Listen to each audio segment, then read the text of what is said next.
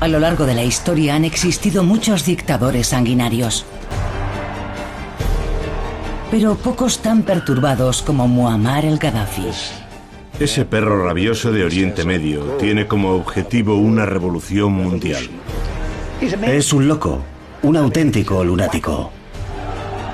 Durante 40 años, el dictador libio aterroriza, tortura y atormenta al mundo con un horrible atentado tras otro. Era profundamente malvado, un psicótico. El gobierno estadounidense lo consideraba el hombre más peligroso del mundo.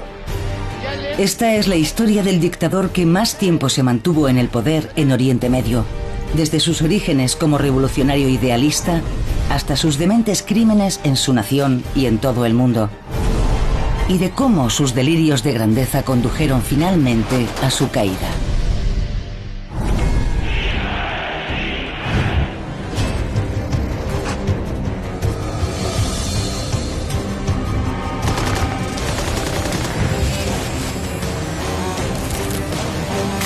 La evolución del mal, capítulo 10, Gaddafi, el perro rabioso de Oriente Medio. Octubre de 2011. Una ola de alzamientos populares se extiende por Oriente Medio en lo que se bautiza como Primavera Árabe. 20 de octubre de 2011. En Libia, su dictador, el coronel de 69 años Muammar el-Gaddafi, intenta escapar.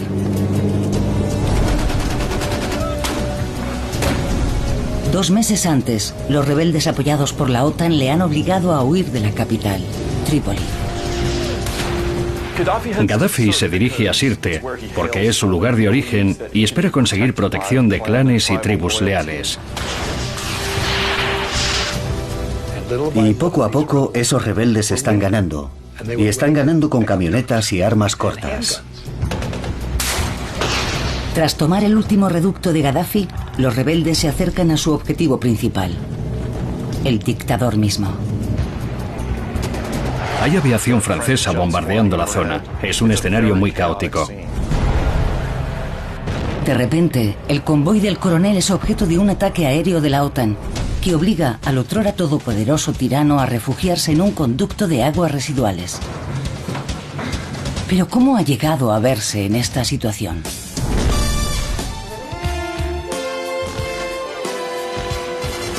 En 1969, Libia es un país donde corre a raudales el dinero del petróleo. En solo 10 años, ha pasado de ser una de las naciones más pobres del mundo a ser una de las más ricas. Pero no todos los libios disfrutan de esta abundancia.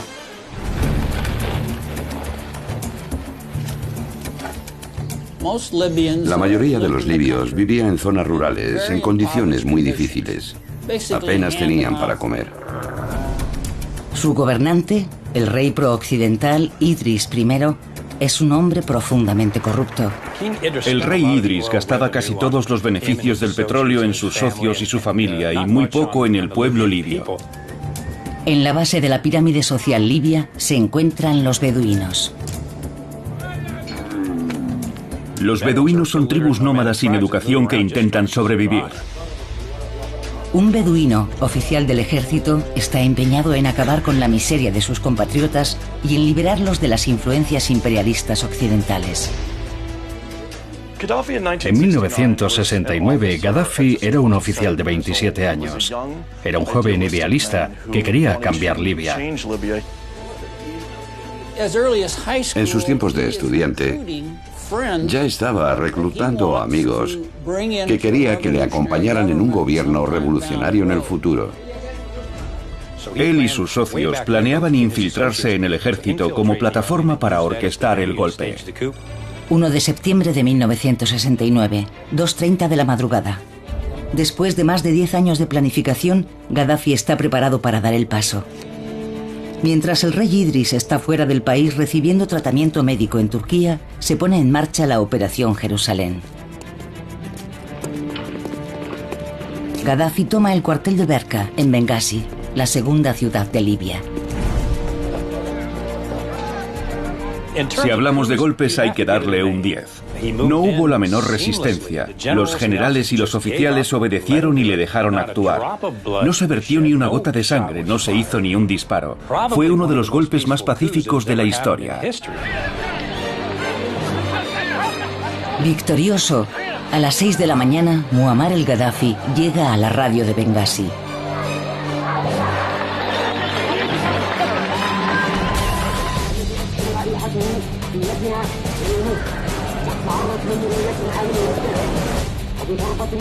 Desde ahora Libia será libre y pasa a ser la República Árabe Libia.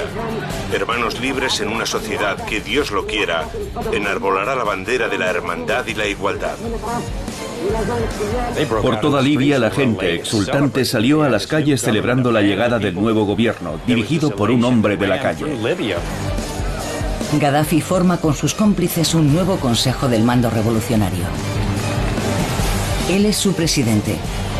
A los 27 años es el hombre más poderoso de Libia. Para el pueblo libio, el nuevo líder parece una fuerza positiva. Es progresista.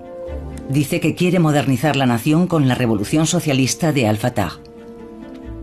Se dictan nuevas políticas radicales que permitirán utilizar la riqueza del petróleo para ayudar a los más pobres. Construyó carreteras, escuelas, redujo el analfabetismo, aumentó la esperanza de vida de la población. Gaddafi construyó complejos de viviendas. Insistió mucho en eso, decía, estas casas son propiedad vuestra. Durante un tiempo la calidad de vida en Libia era mayor que en otros estados como Brasil o la Rusia soviética. Todo forma parte del plan del joven coronel Gaddafi para convertirse en un gran líder árabe, como el héroe de su juventud, el carismático presidente egipcio Gamal Abdel Nasser. Gaddafi ve a Nasser como un padre ideológico. Abdel Nasser era para Gaddafi el héroe absoluto. Nasser era el primer revolucionario panárabe y Gaddafi empezó a escucharlo en la radio cuando estaba en la escuela secundaria y de inmediato se identificó con él, tanto que se convirtió en su ídolo. Memorizó todos sus discursos. Cuando era estudiante siempre estaba subiéndose en una tarima y recitando los discursos de Nasser de memoria. Estaba obsesionado con aquel hombre. Daba un gran énfasis a la libertad, el socialismo y la unidad. Los mismos temas que Nasser había identificado anteriormente con la revolución egipcia. Y por libertad se refería, dentro de Libia, a la independencia de potencias extranjeras y del dominio extranjero, como muestran especialmente los tratados base firmados con Gran Bretaña y Estados Unidos. Y fuera de Libia se refería a la libertad de asociarse con el mundo árabe bajo una especie de nacionalismo árabe. La unidad también era un tema dominante. Unidad no solo en el sentido de suscribir acuerdos verbales con las naciones árabes, sino de buscar la unidad práctica de los árabes, como había proclamado Nasser. El tercer tema que desarrolló fue el socialismo. Y por socialismo entendía tomar las riquezas de Libia y distribuirlas más equitativamente entre el pueblo de Libia. Y eso es diferente del comunismo, que él no apoyaba, porque lo consideraba un sistema sin Dios. Y él era musulmán, practicante, y consideraba al Islam parte de su revolución total. Debido a sus éxitos en la lucha contra la influencia occidental en Egipto, sus profundas reformas y políticas de modernización, Nasser es ampliamente considerado el líder del mundo árabe.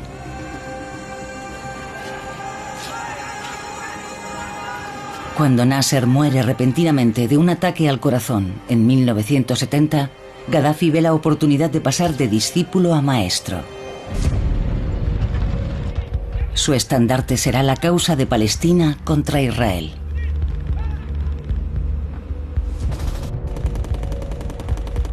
Gaddafi odiaba a Israel desde el principio.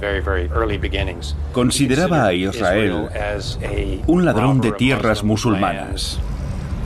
Para él, Israel es el gran símbolo de la tiranía de Estados Unidos y Occidente en Oriente Medio. Veía a Israel como una especie de proyecto neocolonial que se había impuesto al mundo árabe. Para él era algo que ofendía la dignidad árabe y clavaba una cuña en el corazón de Oriente Medio. Ahora que es el líder de Libia, lo que necesita es demostrar al resto de los árabes que también puede ser su líder. Noticia de última hora desde la Villa Olímpica de Múnich, donde a primera hora de esta mañana, guerrilleros palestinos armados atacaron la residencia del equipo israelí. Los terroristas mataron a 2 israelíes y ahora mantienen a 20 atletas y 6 funcionarios como rehenes. En septiembre de 1972, el mundo contempla horrorizado el ataque a las Olimpiadas de Múnich del grupo palestino Septiembre Negro. Lo que no todo el mundo sabe es que Septiembre Negro está financiado por Gaddafi. Gaddafi lo consideró una operación aceptable dentro de su visión del mundo. Y pese a los sangrientos asesinatos que cometieron aquellos terroristas, él los consideraba héroes. Los guerrilleros exigen que se les permita abandonar Alemania en un avión cuando se cumplan el resto de sus condiciones. En el enfrentamiento final mueren todos los rehenes israelíes y 5 terroristas. Gaddafi hace que los cuerpos de los terroristas se trasladen a Libia. Cuando los palestinos muertos llegaron a Libia, yo diría que para el mundo la escena fue muy extraña. Sacaron los féretros del avión, por supuesto, y Gaddafi lo televisó para que todo el mundo lo viera. Era truculento y macabro para cualquier persona normal, pero no para Gaddafi. Cuando los 3 terroristas supervivientes son liberados, también son trasladados a Libia. Allí, el líder libio los trata como a estrellas del rock. Él sabía que iba a ser un acontecimiento internacional, un drama internacional, y él se veía como el director y el productor de aquel drama. Gaddafi estaba diciéndole al mundo entero: mirad lo poderoso y lo grande que soy, mirad lo que he hecho. Muammar el Gaddafi, yo soy Libia. El problema es que ni siquiera el mundo árabe le está escuchando. Entonces Gaddafi comprende algo. Si quiere que se fijen en él, tiene que proyectar su poder más allá de la región. Gaddafi sentía que era mucho más que el pequeño dictador de un país de apenas 6 millones de habitantes. Con una población tan reducida, no hay armamento militar que pueda ayudar a este revolucionario con aspiraciones internacionales a alcanzar su objetivo. Pero sí tiene algo muy poderoso: dinero. Y en grandes cantidades. Y con ese dinero, Gaddafi apoya y financia a uno de los luchadores por la libertad más importantes de la época, Nelson Mandela. Ciertos líderes occidentales, sobre todo en Gran Bretaña, veían a Mandela como un alborotador y un terrorista. Pero Gaddafi no lo ve así. No solo fue el primero en apoyar al Congreso Nacional Africano, sino que en muchos casos fue el único. Apoyó a Mandela porque era el débil, era el perdedor que se enfrentaba a la gran Sudáfrica imperialista. Se hicieron muy amigos y se fotografiaron juntos varias veces. Y cuando Gaddafi le apoyaba era porque se veía a sí mismo en Mandela. Nelson Mandela llamaba a Gaddafi hermano líder. Y en reconocimiento a su apoyo verbal y financiero, uno de los nietos de Mandela recibe el nombre de Gaddafi. Gaddafi financió a una extraña colección de organizaciones insurgentes, comunistas y terroristas, realmente extraña, y veía a todas estas organizaciones como a pequeños grupos que se enfrentaban a grandes gobiernos tiránicos e imperialistas. Y Gaddafi se convierte en uno de los mayores patrocinadores del terrorismo internacional. Se dice que en todas las bombas puestas por el IRA en el Reino Unido se utilizó un explosivo plástico llamado Semtex, proporcionado por Libia. Tenía vínculos con las FARC en Colombia, con Abu Sayyaf en el sur de Filipinas, con el grupo de Abu Nidal. Apoyó al movimiento de los Panteras Negras, a ETA, a la fracción del Ejército Rojo en Alemania y a organizaciones afiliadas en Italia. Para Gaddafi el terrorismo no es solo político. Acaba convirtiéndose en algo muy personal. Obtenía placer del terrorismo. Uno de sus rasgos de personalidad era que se sentía el gran revolucionario que se alza de la nada por su pueblo. Era un hombre muy ególatra. Tenía más ego que ambición. El apoyo del coronel al terrorismo mata a miles de inocentes, pero consigue su objetivo, que se fijen en él. Era el terrorista de Estado número 1. Las agencias de inteligencia estadounidenses lo consideraban el hombre más peligroso del mundo. Verano de 1975. 6 años después de subir al poder, el apoyo masivo del dictador libio a grupos terroristas internacionales empieza a crearle problemas en casa. Esto no les gustaba a muchos miembros del Consejo del Mando Revolucionario, que pensaban que ese dinero debía invertirse en desarrollo económico. En respuesta a las críticas, en 1977 disuelve el Consejo del Mando Revolucionario y anuncia a su pueblo que ha descubierto un nuevo sistema político, una alternativa al capitalismo y al comunismo. Él lo llama su tercera teoría universal, y es su revolucionaria solución a los problemas de todo el tercer mundo. También es un intento de ser tomado en serio como estadista y filósofo, y expone su visión en el Libro Verde. Pensaba que era una obra maestra y que todo el mundo debía estudiarlo, como Mi lucha de Hitler, el Libro rojo de Mao Zedong o la Constitución. En realidad, el manifiesto supuestamente visionario de Gaddafi es una amalgama delirante de declaraciones, a menudo contradictorias. El libro de Gaddafi era un desvarío. Una de sus ideas era que todo el mundo debía tener gallinas, e hizo que todo el mundo en el país las tuviera, y les dio jaulas, incluso a familias que vivían en pisos. La gente se comió las gallinas y utilizaron las jaulas para los periódicos viejos. Era una locura. Aunque parezca cómico, el Libro Verde ocultaba motivos mucho más oscuros. Era una herramienta de adoctrinamiento. Los niños tenían que leerlo en el colegio. Era algo que formaba parte de su educación cotidiana. Leer ese libro y ver fotos de Gaddafi. Según su ideología, no eran necesarios los partidos políticos, ni un gobierno, ni siquiera leyes. En su lugar, los libios tendrían una democracia directa a través de las nuevas asambleas populares de base. Este concepto de democracia era una absoluta farsa. Libia era una dictadura y quien mandaba era Gaddafi. Gaddafi anuncia que ya no es presidente ni primer ministro, sino simplemente el hermano líder y el guía de la revolución. Es una maniobra muy ingeniosa. No se refería a sí mismo como jefe del Estado, de modo que no había forma de destituirlo. El hermano líder concluye sus innovadoras teorías políticas con una afirmación reveladora. Aquellos que son fuertes en la sociedad gobiernan. En su caso, su fuerza procede de su vasta e implacable policía secreta. La gente nunca sabía realmente quién estaba espiando a quién. No era raro ver cómo paraban a alguien por la calle, lo metían en un coche sin distintivos y se lo llevaban.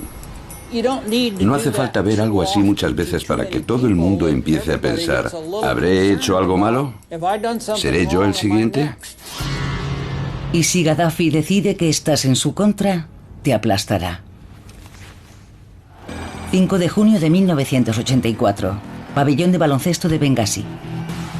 Estas son imágenes reales emitidas en la televisión estatal libia en 1984. Cientos de niños, algunos de solo 6 años, se encuentran reunidos en el pabellón de baloncesto de Bengasi. Aparecen los jueces y anuncian que van a juzgar a Sadiq Shwedi, de 30 años. Sadiq Shwedi era un joven que había estudiado ingeniería en Estados Unidos. Al volver a Libia, Gaddafi le acusó de haber participado en un complot en Trípoli para derribar el régimen a principios de 1984. Fue un juicio espectáculo de extraordinarias proporciones con un público muy numeroso. Sadiq se ve obligado a confesar a pesar de su inocencia y sin pérdida de tiempo se le declara culpable. El acusado ha confesado actividades terroristas. Merece ser condenado a muerte. Morirá en la horca. Es perverso hacer algo así ante una multitud de colegiales. Pero en este macabro espectáculo se produce un giro inesperado. El cuello de Sadik no se rompe al abrirse la trampilla. Una joven del público ve una oportunidad. Se acerca al cadalso y tira de las piernas de Suedi muy violentamente.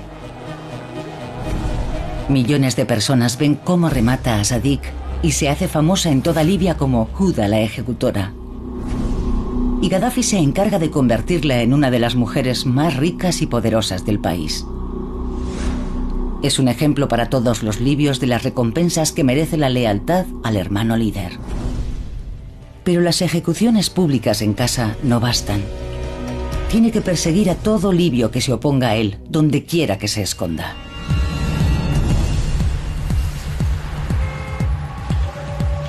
Los servicios de inteligencia de Gaddafi se extendían por todo el mundo, así que podía encontrarte en El Cairo, en Londres, en París. Tenía los medios para encontrar a sus disidentes.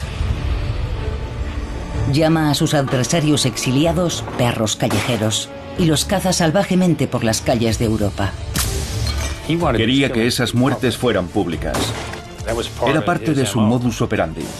No como los soviéticos, que envenenarían a alguien y lo harían desaparecer en secreto. Gaddafi quería cometer esos asesinatos en lugares públicos para demostrar su poder y hasta dónde llegaban sus tentáculos fuera de Libia.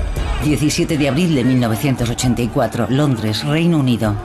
Cuando un grupo de disidentes protesta pacíficamente ante la embajada libia en Londres, agentes de Gaddafi abren fuego indiscriminadamente. Una policía delante de los manifestantes recibió un disparo en el estómago. La agente de policía Yvonne Fletcher, de 25 años, recibe un disparo fatal, asesinada en plena luz del día. El objetivo de captar la atención del mundo está conseguido. El Reino Unido rompe las relaciones diplomáticas con Libia.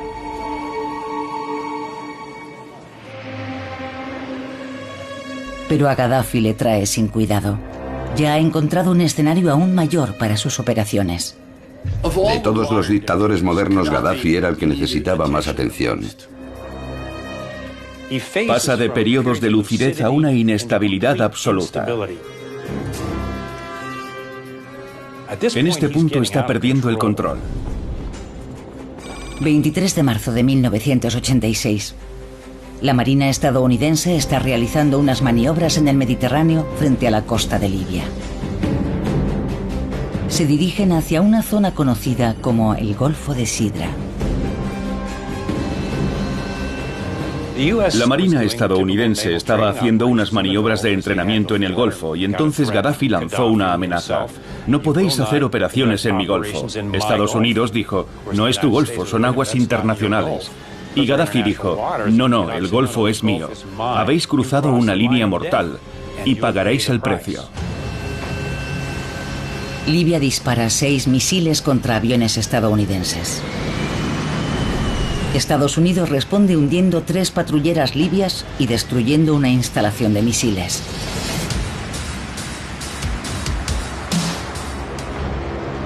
Entonces Gaddafi sube la apuesta, declarando que es tiempo de guerra. Y piensa pelear sucio.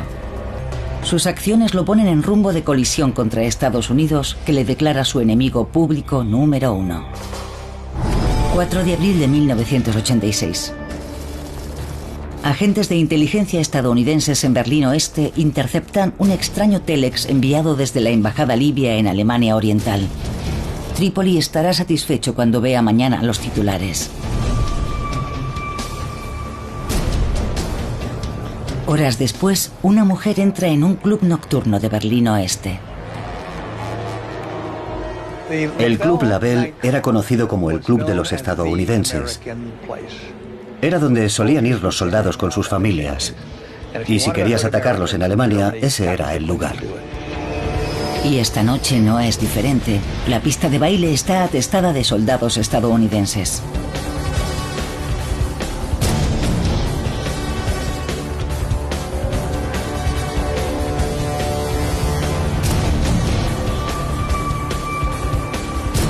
A las 2 menos cuarto de la mañana, estalla una bomba de 2 kilos de explosivos plásticos y metralla.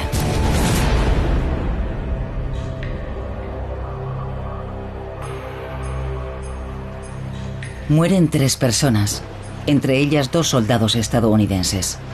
Otras 229 resultan heridas. Muchas sufren lesiones que cambiarán su vida. Fue un acto horrendo y conmocionó a Estados Unidos, por supuesto. Fue uno de los primeros ataques directos en los que morían soldados estadounidenses en una explosión así. Creó una gran indignación. Poco después, la inteligencia americana en Berlín intercepta un nuevo mensaje dirigido a Libia. A la 1:30 de esta mañana se realizó con éxito la operación sin dejar rastros de nuestra identidad. Quedó claro quién había sido y los siguientes mensajes lo confirmaron, ya que los agentes seguían alardeando. Había sido Libia.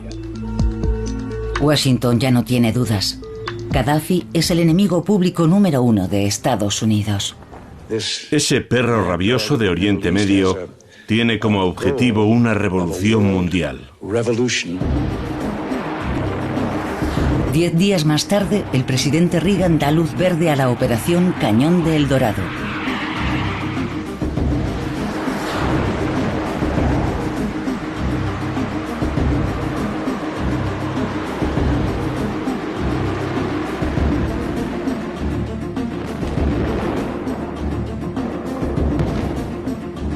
Bombardean el cuartel residencia de Gaddafi en Bab al-Sisilla. Pero a pesar de que su casa queda arrasada, él escapa indemne. Aunque afirma que no toda su familia ha tenido la misma suerte. Gaddafi apareció diciendo que habían matado a Hannah, su hija adoptiva.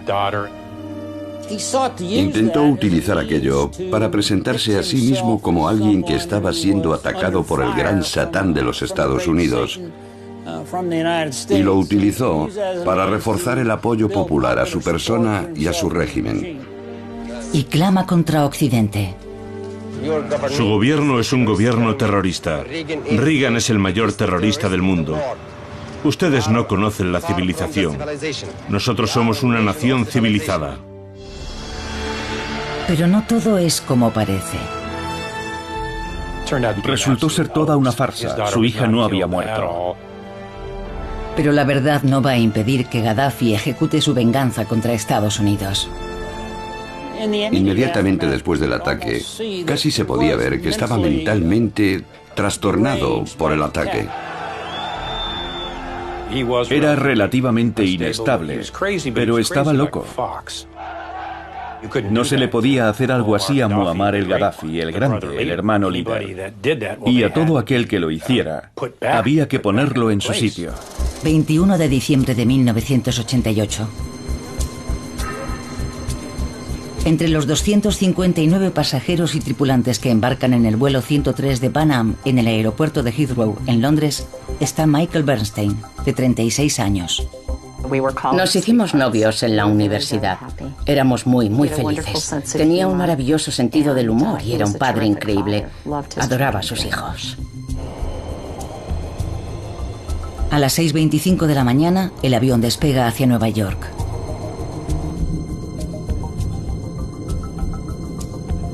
A las 7:03, el vuelo 103 de Pan Am se encuentra a 10.000 metros de altitud sobre Lockerbie, en Escocia.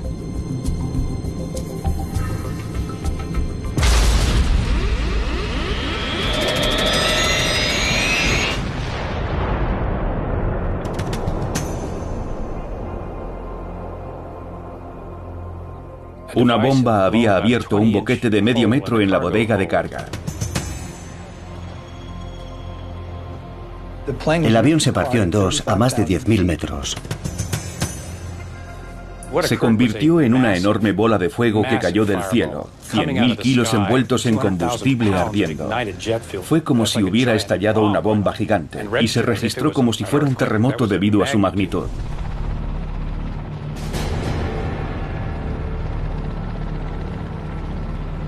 Arrasó una docena de edificios o más. De algunas de las personas que estaban en las casas no se encontró ningún resto. 270 personas mueren en el desastre de Lockerbie, entre ellas el marido de Stephanie, Michael. Fue cuando estaba en el sótano haciendo ejercicio en la bicicleta y viendo las noticias, cuando vi la información sobre el avión que había caído en Escocia, y se me hizo un nudo en el estómago, porque sabía que podía ser su avión.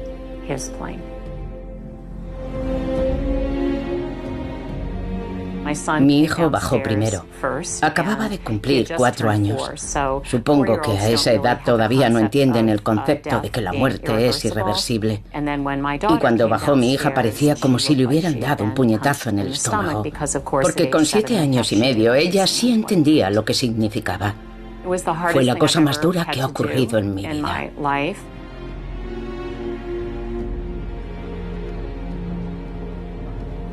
En aquel momento, el atentado de Lockerbie es el peor acto de terror jamás perpetrado contra ciudadanos estadounidenses.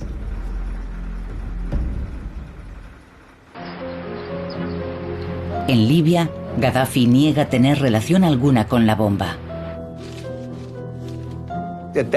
En aquel momento casi todo el mundo pensaba que había sido Irán. No supimos que había sido Libia hasta más tarde. El miedo era no llegar a saber quién había sido. Primero, si el avión no hubiera ido retrasado, se habría estrellado en el océano y jamás habríamos encontrado la caja negra ni nada, pero cayó en Escocia. Pudimos recoger restos y ayudar a la gente y finalmente encontrar pruebas.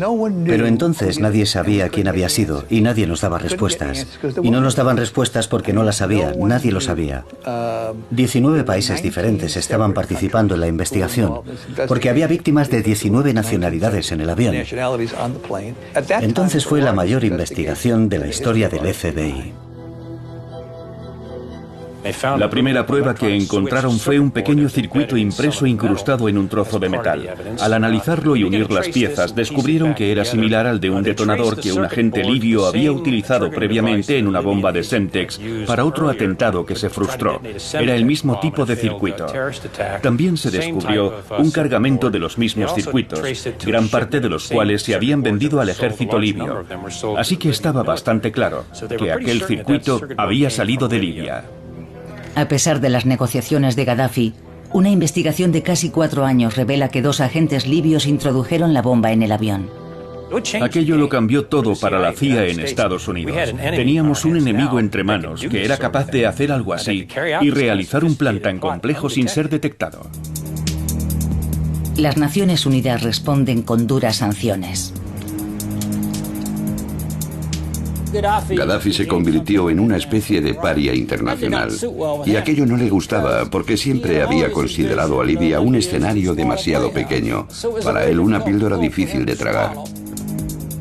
La respuesta del dictador libio al aislamiento internacional es sumergirse aún más en la crueldad y en la sed de venganza. Sus métodos son cada vez más brutales. Un ejemplo es la suerte que corrió su exministro de Asuntos Exteriores. Mansour Rashid el-Kiki había huido del país en 1980. Durante 13 años, Gaddafi planea su venganza. 10 de diciembre de 1993. El Cairo, Egipto. El-Kiki llega a El Cairo para una reunión de la Organización Árabe por los Derechos Humanos que había ayudado a crear. Que alguien que ha sido uno de tus hombres de confianza se vuelva en tu contra, haga duras declaraciones públicas y organice la oposición contra ti en el extranjero, era algo inaceptable para Gaddafi, que decidió que tenía que eliminar a el-Kiki. Los agentes de Gaddafi lo están esperando.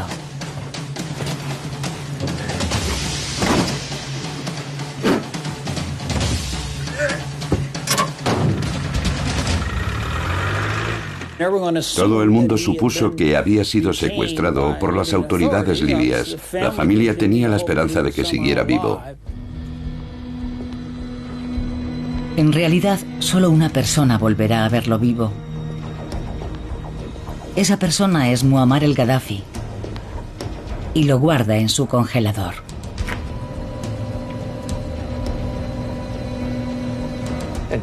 Era un hombre muy malvado. El hecho de que se pueda disfrutar personalmente matando gente metiendo sus cabezas en un congelador para poder ir a contemplarlas cuando quieras, es un tipo de maldad difícil de imaginar. Aislado y marginado de la política mundial, el hombre que solo quiere que todo el planeta conozca y tema su nombre, se hunde más profundamente en la locura y se consuela inventando títulos cada vez más ridículos para su persona. Imán de todos los musulmanes, decano de los gobernantes árabes, rey de los reyes de África. Su megalomanía y su necesidad de atención empiezan a afectar incluso a su aspecto.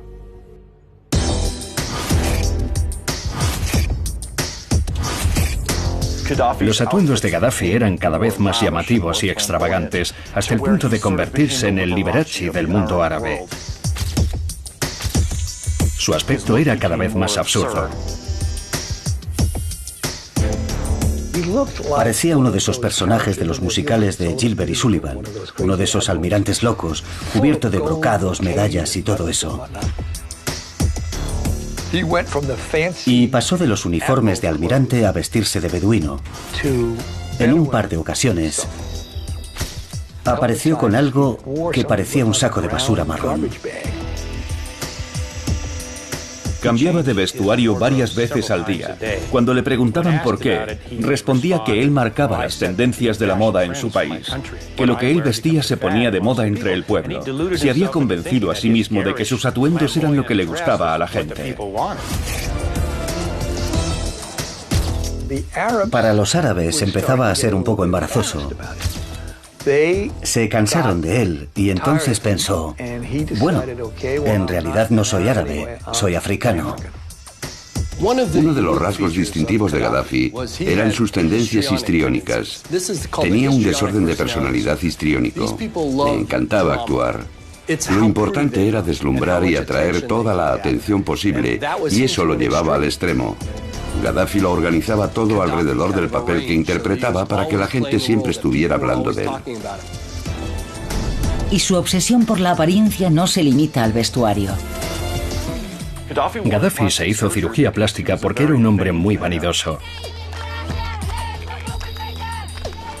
Su imagen era la imagen de Libia. Había vallas publicitarias con su retrato por todo el país, en todas las ciudades libias. Gaddafi quería la eterna juventud y quería conservar su apariencia.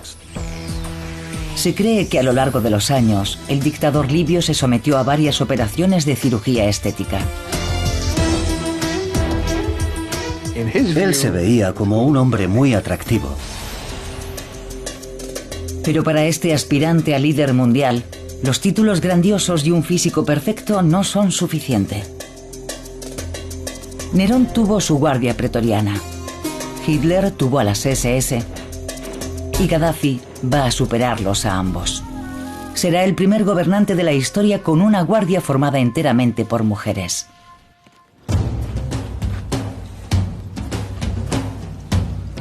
Siempre en su estilo, Gaddafi establece unas exigencias muy peculiares para entrar en su guardia amazónica.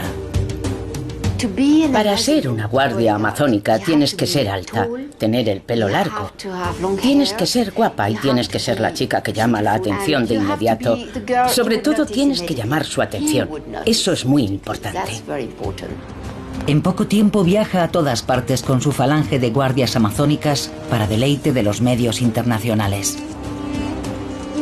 Él sabía perfectamente que iba a atraer la atención.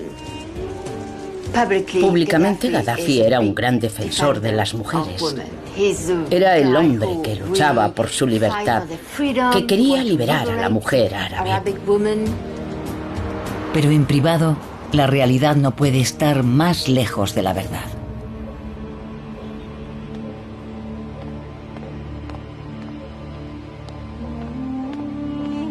Cuando te convertías en una de las amazonas que le rodeaban, pasabas a formar parte de su harén.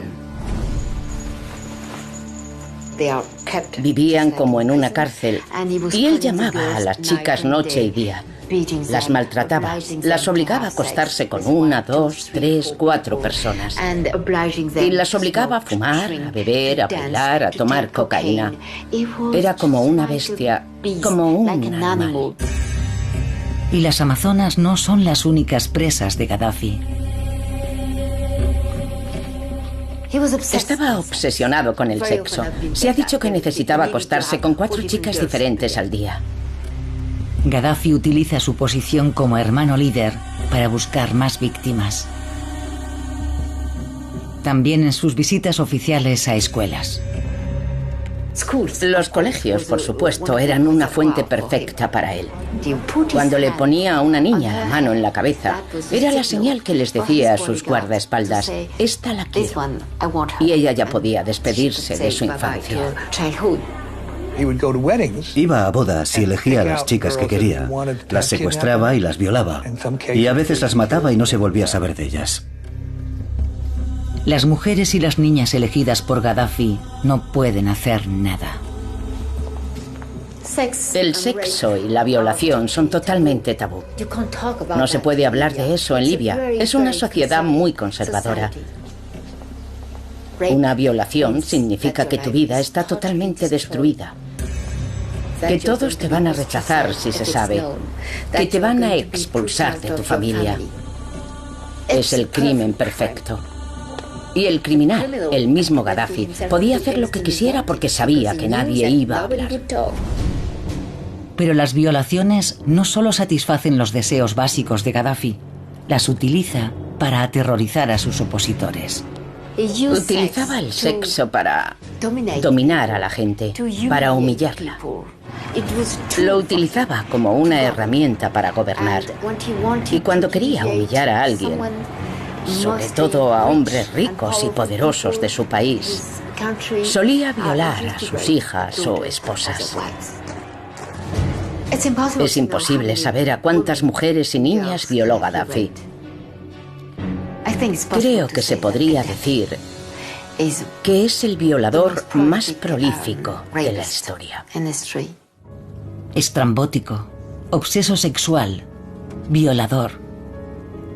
El reinado de locura de Gaddafi continúa infligiendo a su pueblo interminables sufrimientos, acentuados por las duras sanciones internacionales. Entonces sucede algo que le brinda la posibilidad de relanzar su imagen. Para casi todo el mundo, el 11 de septiembre es una monstruosidad. Pero Gaddafi lo ve como una oportunidad. Fue una verdadera sorpresa. Gaddafi condenó el 11 de septiembre, ofreció su apoyo público y sus condolencias a las víctimas del 11 de septiembre. Condenó a Osama Bin Laden. De hecho, llegó a emitir una orden de captura contra Osama Bin Laden. En una nueva acción publicitaria, Gaddafi se ofrece a donar sangre a las víctimas del 11 de septiembre. El hermano líder no siente ningún aprecio por el fundamentalismo islámico, ya que lo ve como una posible amenaza. Y así, el hombre que ha sido el mayor terrorista del mundo se une a la guerra contra el terror. Proporcionó inteligencia valiosa a la CIA y a Washington sobre movimientos de Al-Qaeda y otros grupos terroristas, y era inteligencia legítima. Se convirtió en colaborador de inteligencia de Estados Unidos contra Al-Qaeda. Incluso cumple con las exigencias de Occidente. Vio lo que le había ocurrido a Saddam Hussein. Obviamente se lo pensó bien y dijo: no quiero que eso me pase a mí. Hoy en Trípoli, el líder de Libia, el coronel Muammar el-Gaddafi, ha confirmado públicamente su compromiso con la inspección y desmantelamiento de todos los programas de armas de destrucción masiva de su país. Muammar el-Gaddafi, el hombre que pretendía liderar al mundo contra Occidente, da un giro de 180 grados para seguir en el poder. Y parece funcionar. El 24 de marzo de 2004, a pesar del asesinato de Yvonne Fletcher, el patrocinio del IRA y el atentado de Lockerbie, el antiguo perro loco de Oriente Medio es recibido en su regreso triunfal por el primer ministro británico, Tony Blair. Con el apoyo de sus nuevos amigos de Occidente, Gaddafi está convencido de que su reinado no acabará nunca. Un error que resultará fatal.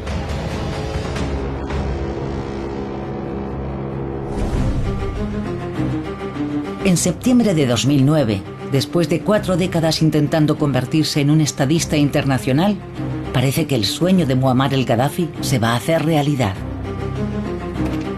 A pesar de los años de asesinatos, torturas y violaciones sistemáticas que han mantenido su régimen tiránico, el dictador libio es agasajado por los líderes mundiales. Era tan manipulador que pensó que había engañado a todo el mundo. Pensó que ahora todos le apoyarían en todo lo que quisiese hacer, que en adelante todo iba a ser una historia de amor. Pero no iba a haber ninguna historia de amor. Lo que queríamos era quitarlo de en medio. Pero a principios de 2011 empieza a extenderse una oleada de movimientos revolucionarios por todo el mundo árabe. Es la primavera árabe. En febrero comienzan las protestas pacíficas en Libia. Su respuesta fue: no, el pueblo libio me adora, todos me adoran. Esto es Al-Qaeda, han drogado a la gente, dijo. En cuanto se les pase el efecto de las drogas que les ha dado Al-Qaeda, despertarán y se darán cuenta de que me adoran. Y Estados Unidos ha puesto alucinógenos en su café. Para entonces ya estaba en pleno delirio. Entonces el hermano líder vuelve su artillería pesada indiscriminadamente contra su propio pueblo. Gaddafi dijo: voy a aplastarlos, todos son ratas, correrá un río de sangre. No paraba de lanzar discursos cada vez más enloquecidos, cuando en realidad debería haberse callado. Gaddafi cree que sus nuevos amigos occidentales ignorarán su reacción cada vez más brutal. Pero la OTAN interviene apoyando a la oposición libia.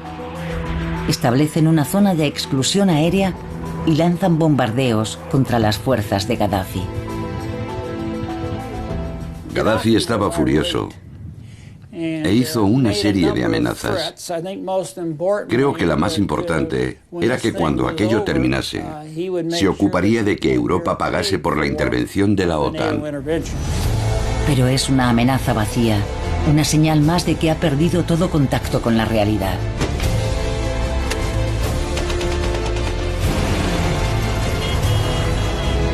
En octubre de 2011, el dictador libio, con 69 años, huye desesperadamente de ciudad en ciudad, mientras los rebeldes apoyados por Occidente ganan territorio. Gaddafi iba a hundirse con su barco. No tenía ninguna intención de abandonar Libia, no tenía ninguna intención de renunciar al poder. Cuando los rebeldes toman Trípoli, Gaddafi emprende la huida y finalmente llega a Sirte, su ciudad natal. Pero en pocas semanas también tiene que huir de allí.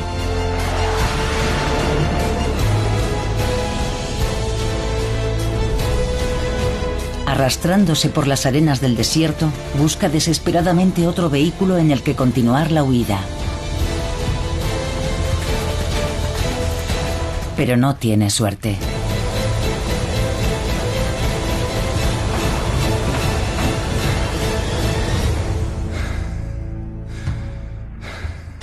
Pocos minutos después, la realidad cae sobre él con todo su peso. Empezó a gritar a sus captores: ¿cómo podéis hacerme esto? Soy vuestro líder, el pueblo me adora. Y uno de aquellos hombres lo abofeteó y le dijo: cállate, perro. Años de opresión y odio acumulados se desbordan.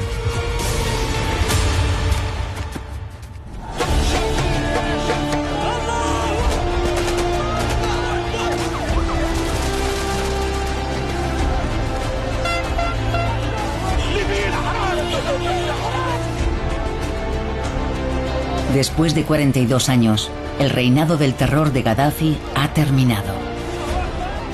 Creo que la mitad del país hizo cola para verlo muerto sobre aquel colchón sucio, para asegurarse de que estaba muerto.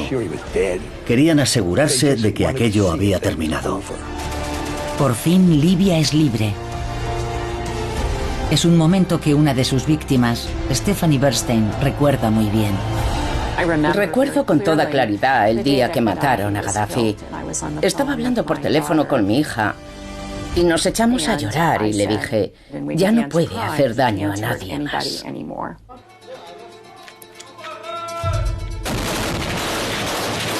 Por desgracia, la revolución de 2011 degeneró rápidamente en una sangrienta guerra civil. Muammar el-Gaddafi dejó a Libia tan dividida que la nación aún sigue luchando por salir del pozo en el que la sumió su maldad.